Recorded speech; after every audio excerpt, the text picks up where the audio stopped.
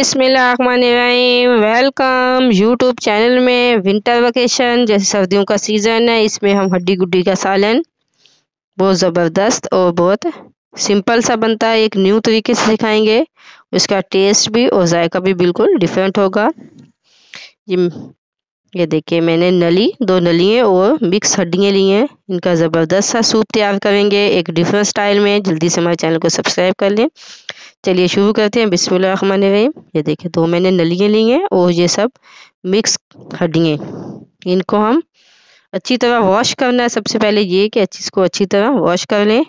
अभी हम एक खूबसूरत सी पतीली में इसको ऐसे सेट कर देंगे। उसके बाद हम इसमें ये लहसुन अदरक मैंने चॉप कर लिया था थोड़ा मोटा मोटा सा, और गरम मसाला, बड़ी इलायची, साबुत गरम मसाला और दालचीनी, और इसमें हम 2 टीस्पून के करीब नमक ऐड कर देंगे और 1 टीस्पून के करीब हल्दी।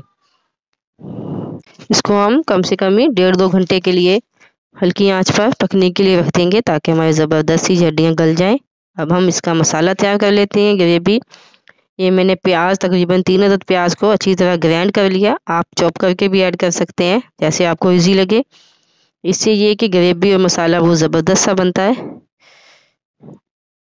तेज़ पत्ता और एक बादियान का फूल खुशबू के लिए, इससे जायका भी डिफरेंट होगा और टेस्ट भी जैसे आप देख में बनता है या होटलों वगैरह में, रेस्टोरेंट में हड्डियों का या पाए का सालन बनता है।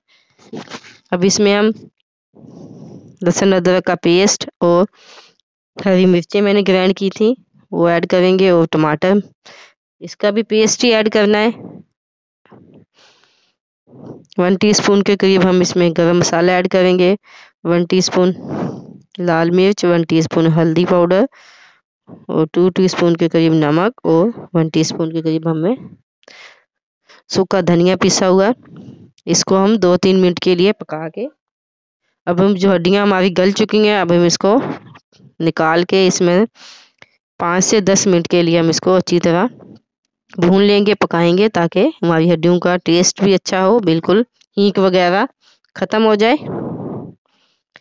हमने इसमें पहले भी अदरक लहसुन डाला था, दोबारा भी डाला, ताकि इससे ये कि इनकी जो हींक होती है वो बिल्कुल स्मेल जो ख़त्म हो जाती है और एक टेस्ट जो है बिल्कुल लहसुन अदरक का आता है।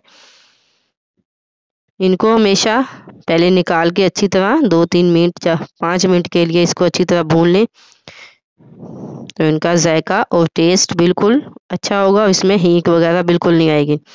अब जो हमने सूप बच चुका था वो इसमें ऐड कर देंगे। जब भी आप हड्डियों को उबालने के लिए रखें तो इसमें ओवर पानी ज़्यादा, बल्कि ज़्यादा पानी डालें, ताकि एंड में इनका सूप बचे वो हम ऐड कर लें। मैंने और पानी बिल्कुल ऐड नहीं किया, बिल्कुल सूप किया।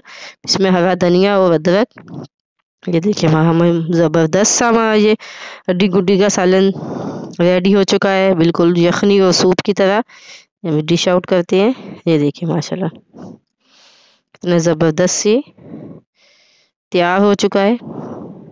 अब इसको नान के साथ, आप चपाती के साथ खा सकते हैं। जैसे अभी सर्दियों का मौसम है, विंटर का मौसम है, इस पे ये चीज़ें ज़्यादा इजीली शौक से खाई जाती हैं और अच्छी भी लगती हैं,